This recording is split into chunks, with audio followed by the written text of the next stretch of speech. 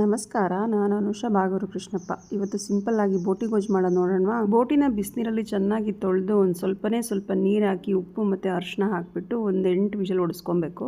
ನಂತರ ಇನ್ನೊಂದು ಕಡಾಯಿಗೆ ಎಣ್ಣೆ ಹಾಕಿ ಸಣ್ಣದಾಗಿ ಸ್ಲೈಸ್ ಮಾಡಿರೋ ಈರುಳ್ಳಿ, ಶುಂಠಿ ಬೆಳ್ಳುಳ್ಳಿ ಪೇಸ್ಟ್ ಹಾಕಿ ಚೆನ್ನಾಗಿ ಎಣ್ಣೆ ಬಿಡೋವರೆಗೆ ಫ್ರೈ ಮಾಡಿ. ಆಮೇಲೆ ನಾವು ಬೋಟಿ ಏನು ಬೇಯಿಸ್ಕೊಂಡಿದ್ವಲ್ಲ ಅದನ್ನು ನಾನು ಬರೀ ಬೋಟಿ ಮಾತ್ರ ಹಾಕಿದ್ದೀನಿ, ನೀರು ಹಾಕಿಲ್ಲ.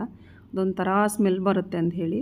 ಮತ್ತು ಇದಕ್ಕೆ ಅರಿಶಿನದ ಪುಡಿ, ಟೊಮೆಟೊ ಮತ್ತು ಮಟನ್ ಸಾರು ಪುಡಿ ಅಥವಾ ಮಸಾಲೆ ಸಾರು ಪುಡಿ ಹಾಕಿಬಿಟ್ಟು ಉಪ್ಪು ಹಾಕಿ ಕೆದಕಿ ಮುಚ್ಚಿ ಬೇಗ ಬಿಡೋದು. ನಾವು ಬೋಟಿ ಬೇಯಿಸ್ಬೇಕಾದ್ರೂ ಉಪ್ಪು ಹಾಕಿರ್ತೀವಿ, ಸೊ ನೋಡ್ಕೊಂಡು ಹಾಕಿ. ಇವಾಗ ಅದು ಅಲ್ಲದೆ ನೀರು ಬೇರೆ ಚೆಲ್ಲಿರ್ತೀವಲ್ವ, ಸೊ ನಾನು ಉಪ್ಪು ಹಿಡ್ದಿರಲ್ಲ ಅಂತ ನಾನು ಸ್ವಲ್ಪ ಉಪ್ಪು ಆ್ಯಡ್ ಮಾಡಿದ್ದೀನಿ. ಹಾಗಂತ ಬೋಟಿ ಉಪ್ಪು ಕೂಡ ತಡೆಯಲ್ಲ, ತುಂಬ ಬೇಗ ಉಪ್ಪಾಗ್ಬಿಡುತ್ತೆ. ಸೊ ನೋಡ್ಕೊಂಡು ಗೊಜ್ಜಿಗೆ ಒಂದು ತೆಂಗಿನಕಾಯಿ ಮಸಾಲೆ ಮಾಡ್ಕೊಬೇಕು. ಅದಕ್ಕೆ ತುರಿದಿರೋ ತೆಂಗಿನಕಾಯಿ, ಉರ್ಗಡ್ಲೆ, ಚಕ್ಕೆ, ಲವಂಗ ಮತ್ತು ಏಲಕ್ಕಿ, ಇದ್ರ ಜೊತೆ ಗಸಗಸೆ ಹಾಕ್ಕೊಂಡ್ರೂ ಚೆನ್ನಾಗಿರುತ್ತೆ. ಇದನ್ನು ಫೈನ್ ಪೇಸ್ಟ್ ಆಗಬೇಕು ಅಂತ ಏನಿಲ್ಲ, ತರಿ ಇದ್ರೂ ಪರವಾಗಿಲ್ಲ, ಕಡಲೆ ಹಾಕಿರ್ತೀವಲ್ಲ ಅದೇ ಬೈಂಡಿಂಗ್ ಆಗುತ್ತೆ. ಬೋಟಿ ಗೊಜ್ಜಿಗೆ ತುಂಬ ನೀರು ಹಾಕಿದ್ರೆ ಚೆನ್ನಾಗಿರಲ್ಲ, ಅದು ಗಟ್ಟಿದ್ರೇ ಚಂದ. ಗೀ ರೈಸು, ಇಡ್ಲಿ, ಚಪಾತಿ, ರೊಟ್ಟಿ, ದೋಸೆ, ಬರೀ ಅನ್ನಕ್ಕೂ ತುಂಬ ಚೆನ್ನಾಗಿರುತ್ತೆ ಇದು. ಲಾಸ್ಟಿಗೆ ಕೊತ್ತಂಬರಿ ಸೊಪ್ಪು ಹಾಕಿದ್ರೆ ಮುಗೀತು ಬೋಟಿ. ನಾನು ಇದಕ್ಕೆ ಬೇರೆ ಗರಂ ಮಸಾಲ ಅಂತ ಏನು ಹಾಕಿಲ್ಲ.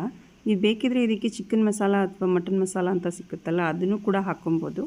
ನಾನು ಇದನ್ನು ರೊಟ್ಟಿ ಜೊತೆ ಪೇರ್ ಮಾಡಿದ್ದೀನಿ. ಈ ರೆಸಿಪಿ ನಿಮ್ಗೆ ಇಷ್ಟ ಆಯಿತು ಅಂತ ಅಂದ್ಕೊತೀನಿ. Thanks for watching. Have a good day.